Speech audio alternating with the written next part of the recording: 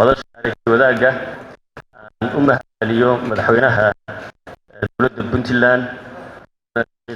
Dani iyo dowladdiisa xukuumaddiisa golaha wasiirada xildhibaanada shacweynaha reer Puntland sidii wanaagsan oo ay inoo soo dhaweeyeen waliba dowladda federaalka u soo dhaweeyeen iyo mas'uuliyaddii iyo howlkan quruxda badan iyo qabanqaabada sida ay uga shaqeeyeen run ahaantii aad baan uga mahadcelinayaa mar labaadka hay'adda Heritage ayaan rabaa inaan u mahadceliyo mar labaad ka soo qaybgalayaasha shirka hambalyeeyana guusha uu ku soo gabagaboobay la lahaa aynu saddexdii cisho afkaartii aaraada isweydaarsanayeen walaalayaal ilaa kun Soomaaliya waxba u soo qabsoomayay waa ogtiin halka aynu ka nimid 1990 markii dawladdeennii inaga burburtay oo inagu gacmaheena ku burburinay oo jabhadihii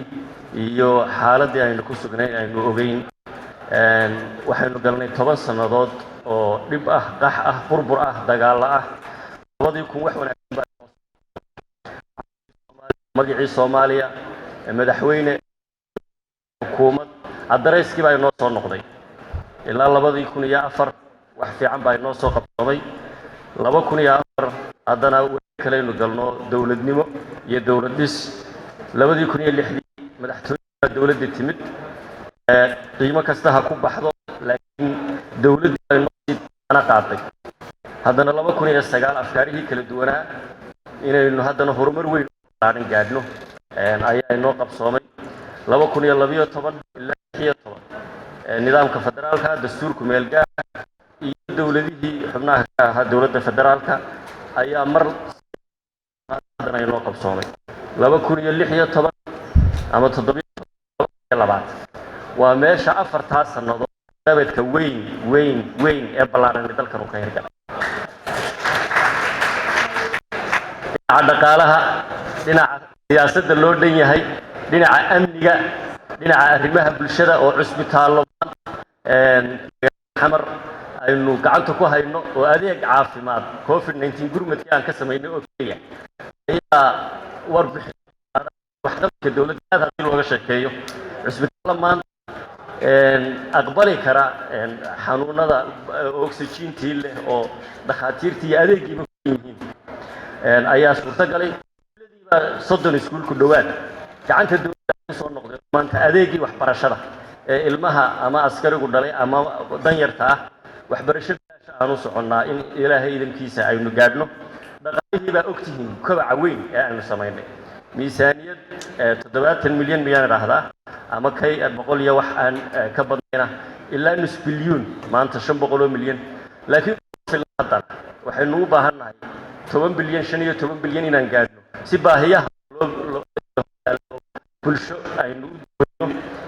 iyo dhinacii doorashadii ka hadlayno waxay nooga qabsoomeen dastuur qabyooyinkiisii oo dhan aynu ognahay marka haddaan nidhaahno 4 sano u dambeeyey waxqabadkii dawladda iyo horumarka la gaadhay ka sheekeeya ballaaran fagaaraheeda iyo goobteeda iyo goorteedaynu insha Allah kaga garnaqsan doonaa shirkani waxyaabo waaweyn oo masiiriya uu ka hadlay arrimaha dastuurka arrimaha federaalka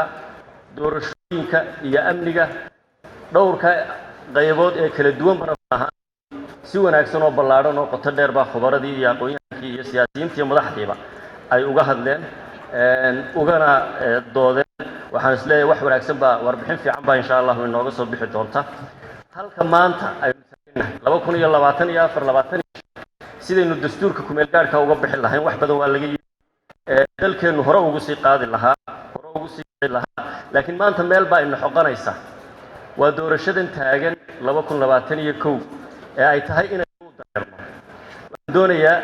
inaan wax yar idinla wadaago 17 sanadood doorashan ka shaqeynay ilaa iyo 2017 oo xilkan la magacaabay ra'iisul wasaare ku-xigeenka doorashooyinkan ka shaqeynay waxaan sameyn jirnay 2016 marka keeda waxaan qaabilsanaa Hargeysa Puntland Muqdisho xalana waxaanu sameyn jirnay analysis haddaba war baan idin wadaagayaa maanta analysis ku saabsan musharaxiinta faraha badan ee dhowr iyo 20 ka ah marka uu musharaxu is-sharaxo magaciisa ayaa la qorayaa, profile baa lagu samaynayaa, backgroundkiisa laga shaqaynayaa, comment baa haddana lagu samaynayaa, xoogga uu leeyahay, istaagafkiisa yacni awooddiisa, kartida uu leeyahay, iyo la saadaaliyo siduu ku soo bixi karaa. 20 iyo dhowrkii musharax aakhirka 4 musharax ayaa isugu soo gaayay hadhi jiray, cajab iyo carab, gaalo iyo islaam, ingiriisi mid ku hadla iyo khabiir. markaanu analysiskaas samayno kow incumbency-ga yacni madaxweynaha fadhiya faa'iido dheeraad oo had iyo jeer baleey. markaa number 1-ka waxaa noogu qornaa madaxweyne xasan sheekh maxamuud, number 2-ga madaxweyne sheekh shariif madaxweynihii hore, number 3-ga ra'iisul wasaaraheenii hore cumar cabdirashiid, number 4-ka maxamed cabdullaahi farmaajo. mar walba madaxweyne farmaajo number 4-ka ma dhaafi jirin, mid kastood weydiiso. analysiskaas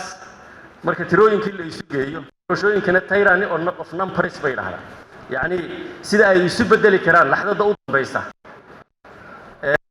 analysiska aanu samaynay marnaba sooma dhiganin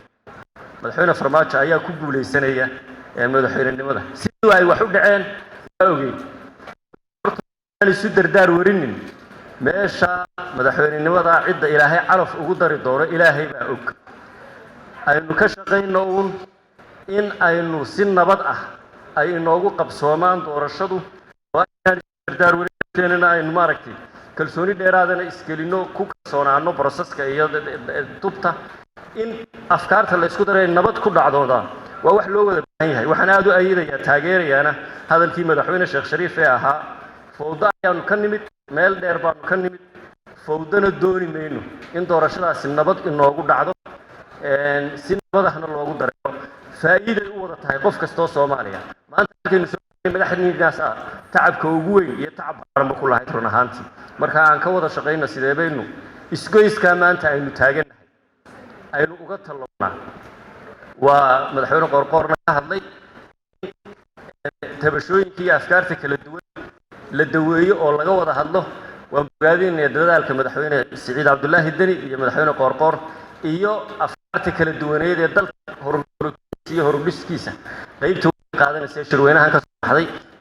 2020 si nabad ah inuu caafiyo. kii inantu dhashaba abtaal loo yahay, kii hooyaday guursaday waa adeerkay baan waqooyiga habartay ninkii aroos